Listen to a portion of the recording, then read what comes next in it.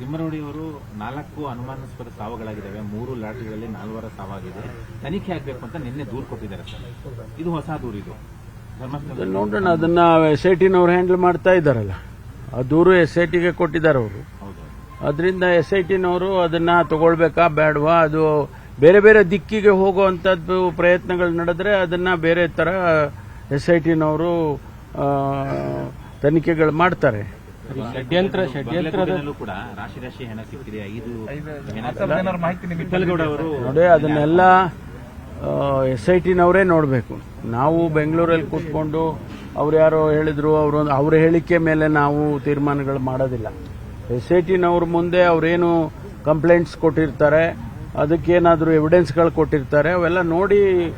ನಿರ್ಭೀತ, ನಿಷ್ಪಕ್ಷಪಾತ, ವಿಶ್ವಾಸಾರ್ಹ ಸುದ್ದಿಗಳಿಗೆ ಮತ್ತೊಂದು ಹೆಸರಾಗಿರುವಂತ News18 ಕನ್ನಡ ಈಗ ಆಪ್ನಲ್ಲೂ ಲಭ್ಯವಿದೆ.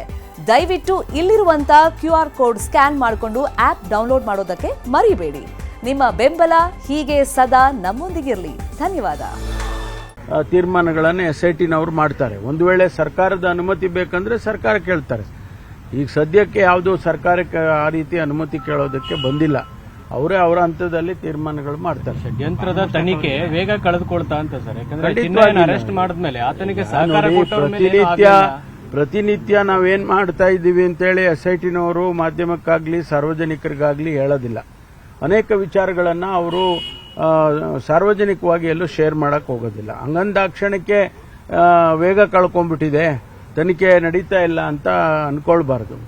ಅನೇಕ ವಿಚಾರಗಳನ್ನ ಅವರು ನಮಗೂ ಸಂಪೂರ್ಣವಾಗಿ ಅವರಿಗೆ ಮಾಹಿತಿಗಳು ಬರೋವರೆಗೂ ಹೇಳಲ್ಲ. ಯಾಕೆಂದ್ರೆ ಸರ್, ಈಗ ಚಿನ್ನಯ್ಯನ ಮಾತ್ರ ಅರೆಸ್ಟ್ ಮಾಡಿದ್ರು, ಆತನಿಗೆ ಬೆಂಬಲವಾಗಿ ನಿಂತಂತವ್ರಿಗೆ ಯಾರಿಗೂ ಅರೆಸ್ಟ್ ಮಾಡಲಿಲ್ಲ, ಕೇವಲ ವಿಚಾರಣೆಗೆ ಸೀಮಿತಗೊಳಿಸ್ತಾ ಇದ್ದಾರೆ. ಅನನ್ಯ ಭಟ್ ಕೇಸ್ನಲ್ಲೂ ಕೂಡ ಆಕೆ ಧರ್ಮಸ್ಥಳದ ಮೇಲೆ ಸುಳ್ಳು ಆರೋಪ ಮಾಡಿದ್ದು ಕೂಡ ಸಾಬೀತಾಯಿತು, ಆಕೆಯನ್ನು ಅರೆಸ್ಟ್ ಮಾಡಲಿಲ್ಲ. ನೋಡಿ, ಯಾರನ್ನ ಅರೆಸ್ಟ್ ಮಾಡಬೇಕು, ಯಾವಾಗ ಮಾಡಬೇಕು, ಇದೆಲ್ಲ ನಾವು ಹೇಳಕ್ಕಾಗತ್ತಾ? ಅಥವಾ ಮಾಧ್ಯಮದವರು ಹೇಳಿದಾಗ ಅವರು ಅದನ್ನ ಗಣನೆಗೆ ತಗೊಂಡು ನಾಳೆ ಬೆಳಗ್ಗೆ ಅಥವಾ ಇಮಿಡಿಯೇಟ್ ಆಗಿ ಅರೆಸ್ಟ್ ಮಾಡೋಕ್ಕಾಗೋದಿಲ್ಲ. ಅವ್ರಿಗೇನು ಮಾಹಿತಿ ಇದೆ ಮತ್ತು ಎವಿಡೆನ್ಸ್ಗಳೆಲ್ಲ ಸಿಗಬೇಕಲ್ಲ. ಯಾರಾದರೂ ಒಂದು ಮಾತು ಏನೋ ಕಂಪ್ಲೇಂಟು ಮತ್ತೊಂದು ಕೊಟ್ಟಾಗ ಅದಕ್ಕೆ ಬೇಕಾದಂಥ ಪುರಾವೆಗಳು ಸಿಗಬೇಕಲ್ಲ. ಅದನ್ನ ಅವ್ರನ್ನ ನೋಡಿಕೊಂಡು ಆ ನಂತರ ಕ್ರಮ ತಗೊಳ್ತಾರೆ. ಭಾನುಮುಷಕ್ ಅವರಿಗೆ ಭದ್ರತೆ ಕೊಡಿ ಅನ್ನೋದು ಒತ್ತಾಯ ಬಂದಿದೆ. ಹಿಂದೂ ಪರ ಸಂಘಟನೆಗಳು ಚಾಮುಂಡಿ ಬೆಟ್ಟ ಬರೋದಕ್ಕೆ ಬಿಡೋದಿಲ್ಲ ಅನ್ನೋ ಬೆದರಿಕೆ ಹಾಕಿದ್ದಾರೆ ಅಂತ ಆರೋಪ. ನಿನ್ನೆ ಮಹಿಳಾ ಸಾಹಿತಿಗಳು ಒಂದಷ್ಟು ಭದ್ರತೆ ಕೊಡಿ ಅಲ್ಲ, ಭದ್ರತೆ ಕೊಡ್ತೀವಿ. ಅವ್ರೇನು ಯಾರು ಏನು ಹೇಳೋದ್ ಬೇಕಾಗಿಲ್ಲ, ಯಾರು ಏನು ಇದ್ರ ಬಗ್ಗೆ ಏನು ಹೇಳೋದ್ ಬೇಕಾಗಿಲ್ಲ, ಅದು ನಾವು ಕೊಡ್ತೀವಿ, ಭದ್ರತೆ ಕೊಡ್ತೀವಿ. ಸರ್, ತಿಮ್ಮರೋಡಿ ಅವರು 4 ಅನುಮಾನಾಸ್ಪದ ಸಾವುಗಳಾಗಿದ್ದಾವೆ, 3 ಲಾಟರಿಗಳಲ್ಲಿ 4 ಸಾವಾಗಿದೆ, ತನಿಖೆ ಆಗಬೇಕು ಅಂತ ನಿನ್ನೆ ದೂರು ಕೊಟ್ಟಿದ್ದಾರೆ ಸರ್. ಇದು ಹೊಸ ದೂರು. ಇದು ನೋಡೋಣ, ಅದನ್ನ SITನವರು ಹ್ಯಾಂಡಲ್ ಮಾಡ್ತಾ ಇದ್ದಾರಲ್ಲ, ಆ ದೂರು SITಗೆ ಕೊಟ್ಟಿದ್ದಾರೆ ಅವರು. ಅದರಿಂದ SITನವರು ಅದನ್ನ ತಗೊಳ್ಬೇಕಾ ಬೇಡವಾ, ಅದು ಬೇರೆ ಬೇರೆ ದಿಕ್ಕಿಗೆ ಹೋಗುವಂತದ್ದು ಪ್ರಯತ್ನಗಳು ನಡೆದ್ರೆ ಅದನ್ನ ಬೇರೆ ತರ SITನವರು ತನಿಖೆಗಳು ಮಾಡ್ತಾರೆ. ಷಡ್ಯಂತ್ರದಲ್ಲೂ ಕೂಡ ರಾಶಿ ಹಣ ಸಿಕ್ಕಿದೆ. 5 ನೋಡಿ, ಅದನ್ನೆಲ್ಲ SITನವರೇ ನೋಡಬೇಕು. ನಾವು ಬೆಂಗಳೂರಲ್ಲಿ ಕೂತ್ಕೊಂಡು ಅವ್ರು ಯಾರೋ ಹೇಳಿದ್ರು, ಅವ್ರ ಹೇಳಿಕೆ ಮೇಲೆ ನಾವು ತೀರ್ಮಾನಗಳು ಮಾಡೋದಿಲ್ಲ. SITನವ್ರ ಮುಂದೆ ಅವರೇನು ಕಂಪ್ಲೇಂಟ್ಸ್ ಕೊಟ್ಟಿರ್ತಾರೆ, ಅದಕ್ಕೇನಾದ್ರೂ ಎವಿಡೆನ್ಸ್ಗಳು ಕೊಟ್ಟಿರ್ತಾರೆ, ಅವೆಲ್ಲ ನೋಡಿ ತೀರ್ಮಾನಗಳನ್ನು SITನವರು ಮಾಡ್ತಾರೆ. ಒಂದು ವೇಳೆ ಸರ್ಕಾರದ ಅನುಮತಿ ಬೇಕಂದ್ರೆ ಸರ್ಕಾರ ಕೇಳ್ತಾರೆ. ಈಗ ಸದ್ಯಕ್ಕೆ ಯಾವುದೋ ಸರ್ಕಾರಕ್ಕೆ ಆ ರೀತಿ ಅನುಮತಿ ಕೇಳೋದಕ್ಕೆ ಬಂದಿಲ್ಲ. ಅವರೇ ಅವರ ಹಂತದಲ್ಲಿ ತೀರ್ಮಾನಗಳು ಮಾಡ್ತಾರೆ. ಷಡ್ಯಂತ್ರದ ತನಿಖೆ ವೇಗ ಕಳೆದುಕೊಳ್ತಾ ಅಂತ ಸರ್, ಯಾಕಂದ್ರೆ ಅರೆಸ್ಟ್ ಮಾಡಿದ್ಮೇಲೆ ಆತನಿಗೆ ಪ್ರತಿನಿತ್ಯ ನಾವೇನ್ ಮಾಡ್ತಾ ಇದ್ದೀವಿ ಅಂತೇಳಿ SITನವರು ಮಾಧ್ಯಮಕ್ಕಾಗ್ಲಿ ಸಾರ್ವಜನಿಕರಿಗಾಗ್ಲಿ ಹೇಳೋದಿಲ್ಲ. ಅನೇಕ ವಿಚಾರಗಳನ್ನ ಅವರು ಸಾರ್ವಜನಿಕವಾಗಿ ಎಲ್ಲೂ ಶೇರ್ ಮಾಡಕ್ ಹೋಗೋದಿಲ್ಲ. ಹಂಗಂದಾಕ್ಷಣಕ್ಕೆ ವೇಗ ಕಳ್ಕೊಂಡ್ಬಿಟ್ಟಿದೆ, ತನಿಖೆ ನಡೀತಾ ಇಲ್ಲ ಅಂತ ಅನ್ಕೊಳ್ಬಾರ್ದು.